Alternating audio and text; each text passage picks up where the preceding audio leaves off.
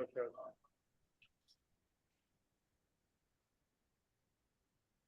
ఈ జ్ఞానేశ్వర్ రీసెర్చ్ సెంటర్‌కి thank you very much. Today నన్ను పిలిచినందుకు. ఈరోజు టాపిక్ వచ్చి వృషభ రాశి గురించి డిస్కషన్ అనేది జరుగుతుంది. ఈ వృషభ రాశిని మనం కాలపురుష కుండల ప్రకారం మనం మాట్లాడుకుంటే గనక, ఇది ద్వితీయ భావానికి ఆధిపత్యం తీసుకుంటుంది. అంటే ఒక కాలిక్యులేషన్ మనం చూసుకుంటే, ద్వితీయ భావం అనంగానే మనం ఏమేమి చూసుకుంటామంటే, కుటుంబ వ్యవస్థను మొట్టమొదటిగా తీసుకుంటాం. కుటుంబ వ్యవస్థ ఒకటే కాదు. మనం తినే తిండి గాని, మాట్లాడే మాట గాని, అంటే మన అక్యుములేషన్ అంటే పోగు చేయబడిన ధనం ఏదైతే ఉంటుందో, ఆ ధనం సంస్కారం అవ్వచ్చు, లిక్విడ్ క్యాష్ అవ్వచ్చు, ఏదైనా సరే వృషభ రాశి అధీనంలోనే ఉంటుంది. రెండోది మనకి ఈ పరాశర మహర్షి ఈ వృషభ రాశి గురించి ఏంటంటే అత్యంత ప్రాముఖ్యతనిచ్చాడు. ఈ ప్రాముఖ్యత మనం చూసుకున్నాం అనుకోండి, ఇది యాక్చువల్‌గా మనకి అర్ధ త్రికోణంలోకి వస్తుంది. ఈ అర్ధ త్రికోణంలో మనం కాలపురుష కుండలో చూసుకుంటే గనక ఫోర్త్ పిల్లర్ కింద మనం తీసుకున్నది మకర రాశిని తీసుకుంటాం.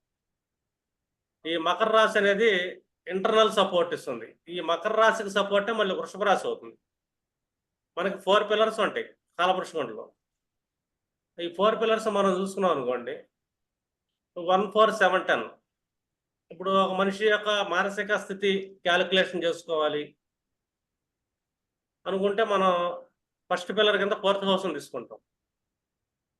ఇంకా రిలేషన్స్ సంబంధించిన పిల్లర్ ఏదైనా ఉందంటే గనక అది ఈ శుక్రుడు ఆధీనంలో ఉంటుంది తులారాశి.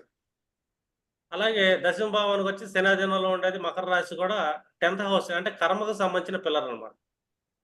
ఈ పిల్లర్స్ మనం కాలిక్యులేషన్ చూసుకున్నప్పుడు ఇక్కడ నక్షత్ర సిద్ధాంతాన్ని అంతర్లీనంగా మనం చూడాల్సొస్తుంది.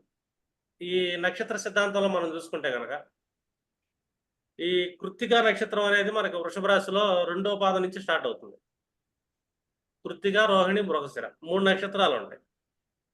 అంటే ఒక మనిషి కుటుంబ వ్యవస్థను నడిపియాలంటే గనక ముఖ్యంగా కావాల్సిందేంటంటే ధనం అనేది కావాలి. అంటే పోషణ అనేది ఎందుకుంటుంది అని చూడొచ్చు మనం. చూడండి సెకండ్ హౌస్‌లో మనకి ఉచ్చ స్థితి ఏదన్నా ఉందంటే గనక, ఈ చంద్రుడిని ఉచ్చ స్థితిలో మనం పరాశర మహర్షి కాలిక్యులేషన్‌లో చెప్పుకుంటాం. వృషభ రాశిలో చంద్రుడు ఉచ్చ స్థితిని పొందుతున్నాడు అని. ఇప్పుడు కాలపురుష కుండలి కాలిక్యులేషను, నక్షత్ర సిద్ధాంతం మనం ఒకసారి ఆలోచించడం మొదలుపెడితే, ఇప్పుడు నక్షత్ర సిద్ధాంతంలో మనకి చంద్రుడు మనం చూసుకున్నాం అనుకోండి, అశ్విని, భరణి, కృత్తిక, రోహిణి. అంటే చంద్రుడు క్షేమతార కింద మనకు వృషభ రాశిలో స్థితి పొందాడు రోహిణి నక్షత్రం. అందులో విపత్తార ఏదైనా ఉందంటే గనక కృత్తిక విపత్తార అవుతుంది కాలపురుష కుండలికి. అలాగే ప్రత్యేక తార వచ్చేసరికి కుజుడు ప్రత్యేక తార అవుతున్నాడు. కుజుడిని ప్రత్యేక తారగా తీసుకుంటే మృగశిర నక్షత్రం ఉంటుంది. అంటే ఒక పర్సన్ ఓవర్ యాంగ్జైటీగా, ఓవర్ ఎమోషనల్‌గా ఎప్పుడైతే మారతాడో, అది మనిషిని ఎప్పుడు ఏదో ఒక సమస్యలో తీసుకెళ్తుంటుంది. కాబట్టి ఓవర్ యాంగ్జైటీ అనేది కుటుంబంలో ఉండటానికి లేదు అని చెప్పి కుజుడికైతే అక్కడ ఎక్కువ ప్రయారిటీ ఇవ్వాల. రెండోది సూర్యుడనమాట. సూర్యుడు మనకు విపత్తార. ఈ విపత్తు ఎటు నుంచి వస్తుంది? అంటే మనిషి యొక్క ఆలోచన విధానం వల్ల విపత్తులొచ్చే అవకాశం ఉంటుంది. ఎందుకంటే ఈ సూర్యుడు అనేది పంచమ భావానికి కాలపురుషంలో సింహరాశికి ఆధిపత్యం తీసుకుంటాడు. అంటే మనిషి యొక్క ఆలోచన విధానం, మనిషి యొక్క ప్రేమతత్వం ఇదంతా ఏంటంటే సూర్యుడి అధీనంలో ఉంటుంది. అంటే ఒక మనిషి యొక్క ఉత్పత్తి కూడా సూర్యుడి అధీనంలో ఉంటుంది.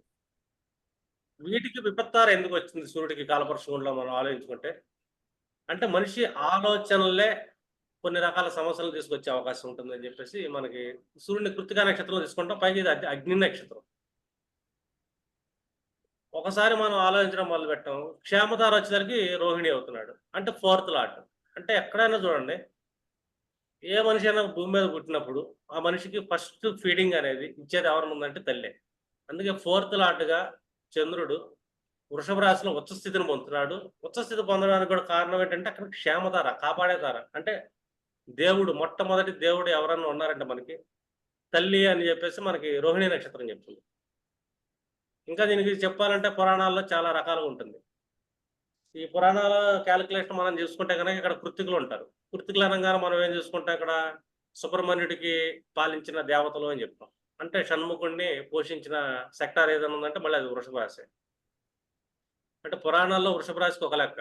మానవ జీవితంలో ఒక లెక్క. మనం ప్రిడిక్షన్ వైస్ చూసుకుంటే గనక వృషభ రాశి మనకి ఏం చెప్తుంది అనేది ఆలోచించాలి. అంటే ఒక అర్ధ త్రికోణానికి అతి ముఖ్యమైన పాత్ర ఏదైనా తీసుకుంటుందంటే గనక మకర రాశి తీసుకుంటే, ఆ మకర రాశి యొక్క పుణ్యం అనేది ఏదైతే ఉంటుందో అది వృషభ రాశిలో నిక్షిప్తమై ఉంటుందని మనం ఆలోచించాలి. మీరే ఆలోచించండి ఒకసారి. వృషభ రాశిలో మనకు వచ్చే నక్షత్రాలేంటి? కృత్తిక, రోహిణి, మృగశిర అంటే 3 నక్షత్రాలు కూర్చున్నాయి. కృత్తికొచ్చేమో విపత్తార, రోహిణికేమో క్షేమతార, రెండోది మృగశిరకొచ్చేసరికి ప్రత్యేకతార. అంటే ఇక్కడ ఒక కుటుంబంలో మనం ఎలాగుండాలి అంటే, ఒక కుటుంబంలో ఒక మనిషి ఉచ్చ స్థితిలో ఉండాలి. ఆ కుటుంబం పెద్దగా గౌరవించబడాలి. మన కుటుంబ సంస్కారాన్ని చాలా ముందుకు తీసుకెళ్ళాలి. అంటే ఇక్కడ ఏం గావాలి? ఉచ్చ స్థితిని పొందిన చంద్రుడిని తీసుకోవాలి. అంటే క్షేమతారగా తీసుకోవాలి. మనిషి మానసిక జీవిత విధానం ఏదైతే ఉందని. అంటే ఫోర్త్ లార్డ్ ఉచ్చ స్థితిని పొందుతాడు. ఫోర్త్ అనంగానే మన ఇంటి ఇక్కడ తల్లి ఒకటే కాదు. మనిషి యొక్క డొమెస్టిక్ లైఫ్. ఒక మనిషి యొక్క పీస్ ఆఫ్ మైండ్ అనేది ఉచ్చ స్థితిలో ఎక్కడుంటుందంటే కుటుంబంలోనే ఉంటుంది. అంటే తను మానసికంగా ఎప్పుడైతే ఉన్నత స్థితిని పొందుతున్నాడో మనిషి, ఆ కుటుంబాన్ని కాపాడగలుగుతాడు. అంటే ఎమోషన్స్‌ని బ్యాలెన్స్ చేయాలి, కంట్రోల్ చేయాలి అని. ఎందుకంటే ఎమోషన్స్ అనేవి చంచలంగా ఉంటాయి మనిషికి. స్థిరంగా ఉండవు. కానీ ఒక ఎమోషనల్ లార్డ్ అయిన చంద్రుడు రోహిణి నక్షత్రంలో స్థిర రాశిలో స్థితి పొందాడు అని. అంటే మన ఎమోషన్స్ ఎప్పుడైతే మనిషి స్థిరంగా తీసుకోగలుగుతాడో, ఆ మనిషి ఉచ్చ స్థితిని పొందుతాడు అని చెప్పి చంద్రుడు ఏంటంటే ఒక సంకేతంగా కూర్చున్నాడు స్థిర రాశిలో. ఇంక చంద్రుడు ఇంకెక్కడా ఉండదు ఉచ్చ స్థితి. ఒక వృషభ రాశిలోనే ఉంటుంది.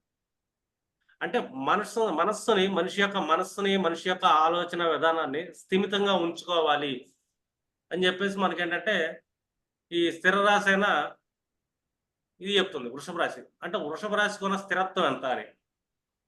రెండోది మనిషి యొక్క ఆలోచన విధానం కూడా ఎంతో స్థిరంగా ఉండాలి అని చెప్పేసి మనకి కృత్తికా నక్షత్రం చెప్తుంది. ఒకటేమో ఎమోషన్స్ చంద్రుడు చెప్తుంటే, ఆలోచనలనేది సూర్యుడు చెప్తున్నాడు. అలాగే మనిషి యొక్క వ్యక్తిత్వం గూడా ఎంతో స్టేబుల్‌గా ఉండాలని చెప్పి మృగశిర నక్షత్రంతో కుజుడు చెప్తుంటాడు. కుజుడు ఇక్కడ లగ్నాత్తు అష్టమాధిపతి కూడా. పైగా మృగశిరలో కూర్చున్నాడు. మొదటి 2 పాదాలు మనకి వృషభ రాశిలోనే ఉంటాయి. అంటే కుజుడంటే ఇక్కడ దేహకారకుడు. ఒకళ్ళేమో మనఃకారకుడు. ఇంకొకళ్ళేమో ఆత్మకారకుడు. అంటే 3 కారకత్వాలు వృషభ రాశిలోనే ఉంటాయి. పైగా మనిషి ఎంత శారీరక శ్రమ పడాలంటే దేహం స్ట్రాంగ్‌గా ఉండాలి. మళ్ళీ మనకిక్కడ కుజుడు చెప్తున్నాడు. ఆత్మస్థైర్యం ఉండాలి. రవి చెప్తున్నాడు. మానసిక స్థిరత్వం ఉండాలి. చంద్రుడు చెప్తున్నాడు. ఇట్లాగా ఈ మూడిటిని మనకి అర్ధ త్రికోణమైన మొట్టమొదటి వృషభ రాశిలో కాలపురుషునిలో మనకి కూర్చోబెట్టడం అనేది జరిగింది. ఇది మహర్షుల గొప్పతనం అని చెప్పాలి. అంటే ఒక మనిషి అర్ధ త్రికోణం ఏదైతే ఉంటుందో 2, 6, 10 అనేది అందులో మొదటగా తీసుకునే ఆధిపత్యం 2, 6, 10లో ఎవరెవరికి ఉంటుందంటే రవి తన పరిపాలన చేస్తున్నాడు, చంద్రుడు పరిపాలిస్తున్నాడు, కుజుడు పరిపాలిస్తున్నాడు. ఓవరాల్‌గా ఏంటంటే వీళ్ళ ఆధిపత్యం మొత్తం శుక్రుడి ఆధీనంలో ఉంటుంది. శుక్రుడు అంటే ఇక్కడ మనకేంటి క్రియేటివిటీ, ప్రేమతత్వం, మంచి ఆలోచన విధానం. అలాగే ఒక రకంగా చెప్పాలంటే ఉన్నతమైన గురువు అని చెప్పాలి. అంటే గురువులు 2 రకాలుంటారు ఇక్కడ. ఒకటేమో ఆధ్యాత్మిక గురువులు ఒకలైతే, ఇంకొకళ్ళు కర్మ గురువులవుతారు. ఇక్కడ శుక్రుడు మనం తీసుకునేది కర్మ గురువుగా తీసుకోవచ్చు మనం. ఎందుకంటే ఇక్కడ సెకండ్ హౌస్ అనేది కుటుంబాన్ని పరిపాలించాలి. అంటే కుటుంబం అంటే ఏంటి ఇక్కడ సంసారం. సంసారం అంటే ఇక్కడ మన ఇండివిడ్యువల్ సంసారం కాదు. ఓవరాల్ యూనివర్సిటీ అని. సంసారిక జీవితం అంటే మనిషికి 2 రకాలుంటది. భౌతిక సంసారం ఒకటుంటుంది. సంసారం అంటే విశ్వం అని గూడా వస్తుంది. అంటే విశ్వాన్ని పరిపాలించేది గూడా వీళ్ళ ముగ్గురే అని. అంటే అగ్నితత్వంలో తీసుకునే కుజుడు తీసుకుంటాం మనం. చంద్రుడు విశ్వాన్ని పరిపాలిస్తున్నాడు. అలాగే సూర్యుడు విశ్వాన్ని పరిపాలిస్తున్నాడు. అంటే ఈ భూమిని, ఈ భూతత్వాన్ని పరిపాలించేది అంతర్లీనంగా ఎవరున్నారంటే రవి, కుజ, చంద్రుల్లో ముగ్గురు పరిపాలిస్తున్నారు అని. అలాగా వృషభ రాశి గురించి చెప్పాలంటే చాలా ఉంటుంది. అంటే ఒకటి సంసారం అంటే ఇదనమాట యూనివర్సల్. దాన్ని ఒక సంసారం అంటాం మనం. అలాగే వ్యక్తిగత జీవితాన్ని గూడా భౌతిక సంసారం అంటాం. అంటే ఒక కుటుంబ వ్యవస్థ అని. అట్లాగా వృషభ రాశి అత్యంత కీలకంగా ఉంటుంది. ఇది ప్రతి మనిషి జీవితంలో. ఆళ్ళకి ఏ భావం అన్నా అవ్వొచ్చది. ఏ భావం అయినా సరే ఈ వృషభ రాశిలో అంతర్లీనంగా చూడాల్సింది 3 గ్రహాలు. అంటే ఒక మనిషి జీవితంలో ఎంతో ఎదగాలి, పేరు ప్రఖ్యాతులు పొందాలంటే దానికి ఒక మనిషికి రాజసం, శక్తి, పోరాట పటిమ, స్కిల్‌నెస్ అన్నీ ఉండాలి. వీటన్నిటిని ఎవరిస్తున్నారంటే సూర్యుడిస్తున్నాడు అని. రెండోది ఈ సంసారంలో మనం ఎక్కువగా ముందుకెళ్ళాలి. కుటుంబ పోషణలో గాని, మన సంసార జీవితంలో గాని పేరు ప్రఖ్యాతులు కానీ రావాలంటే గనక స్థిమితమైన మనస్సు, స్థిరమైన మానసిక స్థితి ఉండాలి. అంటే మనిషి యొక్క మానసిక స్థితి ఎంత ఉచ్చ స్థితిలో ఉంటుందో, ఆ మనిషి అంత ఉన్నతమైన నిర్ణయాలు తీసుకోగలుగుతాడు.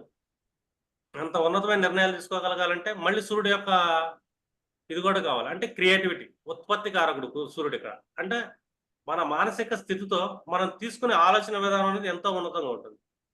ఈ 2 బాగున్నాయనుకోండి, ఆటోమేటిక్‌గా కుజుడేంటంటే దేహ పరిశ్రమ చేయగలుగుతాడు. ఈ చంద్రుడు సరిగ్గా లేడు వాళ్ళ జాతకంలో. అంటే స్థిరమైన మానసిక స్థితి లేదు. ఉచ్చ మానసిక స్థితి లేదు. స్థిర చంద్రుడు కాదు. వీళ్ళు మానసికంగా ఎన్నో రకాల సమస్యలు అనుభవిస్తుంటారు. ఎందుకంటే ఇక్కడ వృషభ రాశిలో 4థ్ లార్డ్ ఉచ్చ స్థితిని పొందుతున్నాడు. 4థ్ అంటే డొమెస్టిక్ లైఫ్. అతను ఉచ్చ స్థితి. రెండోది పూర్వజన్మ పుణ్యం అనే అధిపతి, అలాగే ఆత్మకారకుడు, పంచమాధిపత్యం ఉన్న సూర్యుడు కూడా కృత్తిక నక్షత్రంలో స్థితి పొందుతున్నాడు. చూడండి అర్ధత్రికోణం ఎంత అద్భుతంగా ఉంటుందంటే, రవిచంద్రులతో పాటు కుజుడు కూడా కూర్చొని ఉంటాడు. అంటే వీళ్ళ ముగ్గురిని ఏ పర్సన్ అయితే తన రియల్ లైఫ్‌లో బ్యాలెన్స్ చేయగలుగుతాడో, అంటే బాగా కష్టపడే తత్వం అనేది శారీరక బలం ఉన్నోడు చేయగలుగుతాడు. అంటే కుజుడు బాగుండాలిక్కడ. ఓవర్ యాంగ్జైటీ అనేది కంట్రోల్ చేయాలి. రెండోది చంచల మనస్తత్వం కాక స్థిర మనస్తత్వం, స్థిర చంద్రుడు కావాలి. అంటే ఉచ్చ చంద్రుడు ఉండాలి మనిషిలో. అప్పుడు అతను ఎలాంటి సమస్య వచ్చినా కూడా మనస్సు చంచలం అవ్వకుండా, ఎమోషన్స్‌కి లోనవ్వకుండా స్థిరమైన ఆలోచనలతో ముందుకెళ్ళగలుగుతాడు. అలాగే సూర్యుడు అంటే ఆత్మస్థైర్యం కూడా స్థిరంగా ఉండాలి అని. చూడండి చాలా మందికి ఆత్మబలం స్థిరంగా లేకపోవడం వల్ల జీవితంలో అప్ అండ్ డౌన్స్ పడుతుంటారు. చిన్న చిన్న విషయాలు భయపడిపోతుంటారు. ఎందుకంటే వాళ్ళకి సూర్యబలం తగ్గింది, ఆత్మబలం తగ్గింది. ఆత్మబలం స్థిరంగా ఎక్కడ ఉంటుంది? వృషభ రాశిలో ఉంటుంది. వృషభ రాశిలో సూర్యుడు మంచి స్థితిలోనే ఉంటాడు. చాలా బలంగా ఉంటుంది. సూర్యుడు అక్కడ స్థితి పొందితే గనక. చంద్ర స్థితి కూడా చాలా బావుంటుంది. చంద్రుడు ఒక వృషభ రాశి అనే కాదు, ఏ స్థిర రాశిలో చంద్రుడు స్థితి పొందినా గూడా, తనకి ఉచ్చ గుణాలు కలిగి ఉంటాడు అని. అంటే స్థిర రాశి చంద్రుడు ఎలాంటోడంటే, ఏ పనన్నా చేద్దాం అనుకున్నప్పుడు చాలా స్ట్రాంగ్ మైండెడ్‌గా ఉంటాడు. ఈ చంద్రుడు పాపగ్రహాల్లో యుతిలోకి ఎళ్ళకుండా, శుభగ్రహాలు యుతిలో ఉంటే గనక, వాళ్ళ జీవితాలు చాలా అద్భుతంగా ఉంటాయి. అంటే మానసిక స్థితి అనేది చాలా ఇంపార్టెంట్.